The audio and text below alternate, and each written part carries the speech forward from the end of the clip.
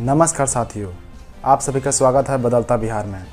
तो चलिए फटाफट चलते हैं बिहार की ताज़ा खबरों की ओर।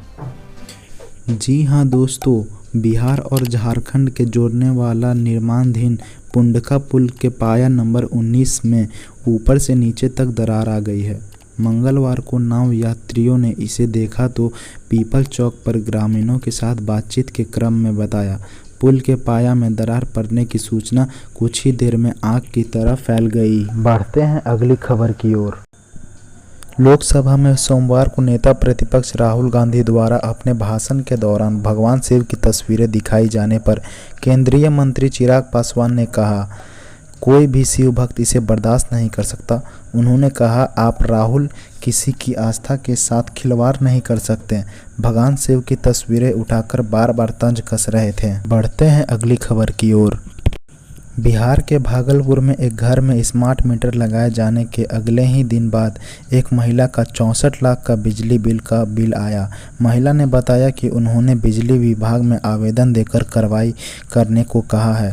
वहीं बिजली विभाग ने एक अधिकारी ने बताया कि मीटर रीडिंग की जांच कर उसमें सुधार किया जाएगा। बढ़ते हैं अगली खबर की ओर।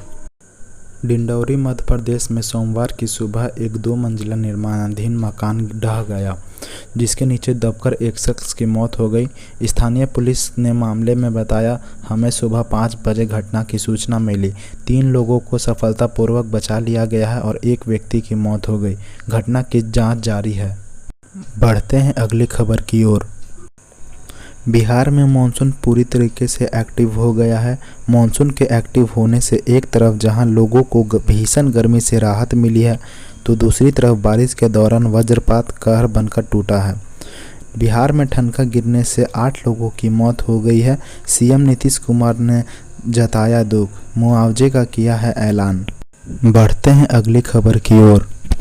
बिहार में भगोड़े अपराधियों की अब खैर नहीं, उनकी फरारी में भी मुकदमा चलेगा।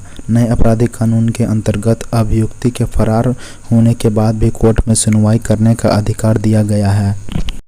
बढ़ते हैं अगली खबर की ओर। हाथरस यूपी में सत्संग में समापन के मची भगदड़ में 100 से अधिक लोगों की मौत होने की खबर है। रिपोर्टर्स के मुताबिक सत्संग में 20,000 से अधिक लोग शामिल हुए थे और कई घायलों को अस्पताल में इलाज चल रहा है। हादसे में 150 से अधिक लोग घायल हुए हैं और मृतकों की संख्या बढ़ सकती है।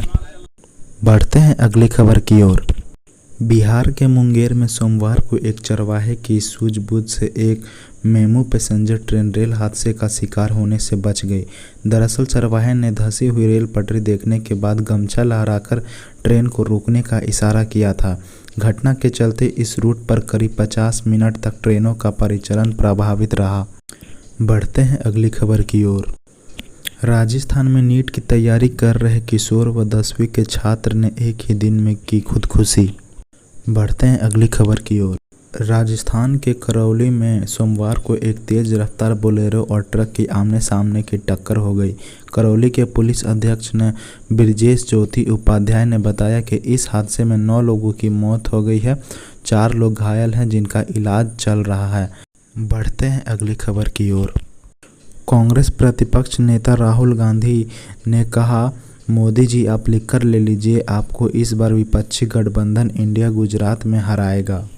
बढ़ते हैं अगली खबर की ओर। असम में बाढ़ के चलते द्वीप पर फंसे 13 मछुआरों को वायुसेना ने बचाया। बढ़ते हैं अगली खबर की ओर। बिहार में पुल गिरने की हालिया घटनाओं की जांच के लिए राज्य सरकार ने एक उच्च स्तरीय समिति का गठन किया है। इसमें से अधिकतर पुलों का निर्माण राज्य के ग्रामीण कार्य विभाग द्वारा किया गया था। यह समिति खामियों का विश्लेषण करेगी और सुधार के लिए सुझाव देगी। बढ़ते हैं अगले खबर की ओर। नीट यूजी पेपर लीक मामले में विरोध में सांसद जाने की कोशिश कर रहे 12 से ज़्यादा छात्रों को हिरासत में लिया गया है। छात्रों ने केंद्रीय शिक्षा मंत्री को बर्खास्त करो और एनटीए को ख़त्म करो जैसे नारे लिखे पोस्टर और बैनर लिए हुए थे। बढ़ते हैं अगली बड़ी खबर की ओर। एनडीए के नेता उपेंद्र कुशवाहा बने राज्यसभा के उम्मीदवार। सम्राट चौधरी ने कहा, एनडीए के नेता हैं तो उम्मीदवार बनना स्वाभाविक। बिहार के सरकारी स्कूलों में छुट्टी को लेकर नए सिरे से तैयार किया जाएगा कैलेंडर। बिहार के शिक्षा विभाग एसीएस ने बनाई है कमेटी।